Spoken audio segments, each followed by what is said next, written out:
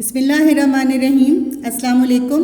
I'm your maths teacher from Light School, Jubilee Town Campus, Lahore. I hope all the students will be fine at home. This is your maths syllabus. Unit number 7 geometry is included in it. This is your new countdown book 4. मैं आज आपको unit number 7 geometry करवाऊंगी. अब हम page number 152 करेंगे. Looking at lines. A line is a set of points placed together. Underline this line. Line points को जब हम combine करते हैं तब बनती हैं. For example, straight line, zigzag, wavy, curved, spiral lines are the example of lines. A straight line goes on and on. Straight line दोनों तरफ बढ़ती है, दोनों तरफ उसके एरो होता है और दोनों डायरेक्शंस में वो अपनी लेंथ जो है मुकम्मल करती है. अगर स्ट्रेट लाइन को हम दो पॉइंट से कट कर दें तो हमारे पास एक लाइन सेगमेंट आता है जिसके दो एंड पॉइंट्स होते हैं A and B. Now the definition of line segment. A line segment is the shortest distance between two points. दो पॉइंट्स के दरमियान कम से कम फासला आपका लाइन सेगमेंट कहलाता है. स्ट्रेट लाइन को अगर आप एक पॉइंट से कट करें तो आपके पास दो पार्ट्स आते हैं जिसका एक एंड पॉइंट और एक एरो एक तरफ और एक एंड पॉइंट और एक एरो दूसरी तरफ होता है. इनसे हमें दो रेज मिलती हैं. एक रेज का एक एंड पॉइंट और एक साइड पर वो अपनी जो है वो लेंथ मुकम्मल करती हैं. A ray has one end only and goes on and on in the direction of an arrow. Sun को आप अपने जहन में लाइए जिनकी रेज आपकी अर्थ तक आती हैं. वो सन से शुरू होकर आपके अर्थ पे आपको लाइट या जो आपकी हरारत है वो पहुंचाती है. तो रे जो है वो एक तरफ से दूसरी तरफ बढ़ती है, उसका एक एंड पॉइंट होता है. अब हम पेज नंबर 153 की तरफ आते हैं. इसमें आपने एक लाइन ड्रॉ करनी है डिवाइडर और स्केल की मदद से. सबसे पहले आपने स्केल से लाइन ड्रॉ की किसी भी लेंथ की. उसके बाद आपने डिवाइडर को ओपन करना है. किसी भी लेंथ की आप स्केल लाइन ड्रॉ करेंगे किसी भी स्केल से लेकर, और उसके बाद आप ये डिवाइडर जो है जितनी आपने लेंथ लेनी है उतना आप डिवाइडर ओपन करेंगे और मेजर करके उसके दो पॉइंट्स जो हैं वो मार्क करेंगे. इसको हम कॉपी पर भी बाद में करेंगे. और उसके बाद आपने इनको आपस में मिला देना है तो आपका जो है वो डिवीज़न आ जाएगी जो दी गई है. यहाँ पर 8 सेंटीमीटर आपने ड्रॉ करना है. Number 2 part measuring straight and curve lines. आपने मेजर करना है. अब मेजर करने के लिए आपने उसी तरह अपना डिवाइडर खोलना है. खोलने के बाद उसको स्केल पर मेजर कर लेना है. Now page number 154. Measuring curve lines using a thread. Thread की मदद से आपने कर्व लाइन को किस तरह से मेजर करना है. उसके लिए आप सबसे पहले एक लाइन जो है वो ड्रॉ करेंगे नेमिंग ए बी. ये यहाँ पर लाइन ड्रॉ हुई हुई है ए एंड बी. ये हमारे पास एक मुनासिब लेंथ का थ्रेड है. इसमें हमने मेजर करना है कर्व लाइन को फ्रॉम ए टू बी. आप थ्रेड को प्रॉपर ए पॉइंट पर रखेंगे. एक तरफ नॉट लगी हुई है उसको आपने, और आपने थोड़ा थोड़ा इसको रखते हुए लाइन के ऊपर इस तरह से आपने उसको जहाँ जहाँ लाइन है थोड़े थोड़े फासले पर लेते जाना है. उसी कर्व लाइन के ऊपर आप इसको मेजर करते जाएंगे, रखते जाएंगे और अपनी फिंगर के साथ उसको एडजस्ट करते जाएंगे ताकि आपको ये आप पॉइंट बी पर आकर स्टॉप कर देंगे. ये आपका पॉइंट बी नज़र आ रहा है, यहाँ पे स्टॉप हो गया.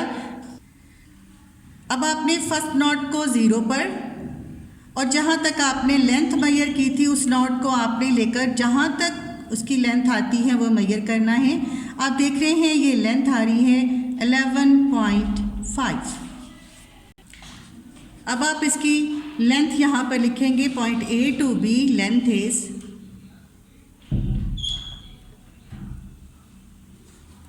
11.5.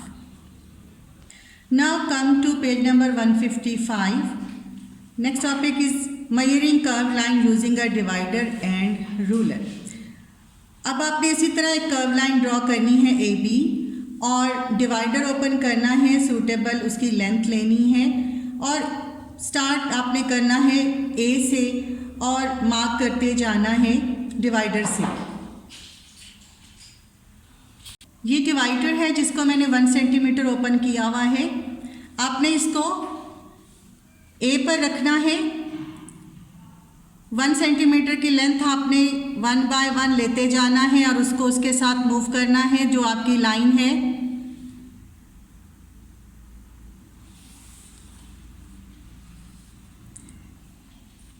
आप देख रहे हैं कि 1 सेंटीमीटर डिवाइडर जो है वो उसको उतना ही खोला हुआ है और मैं इसके साथ साथ पॉइंट्स मार्क करती जाऊंगी।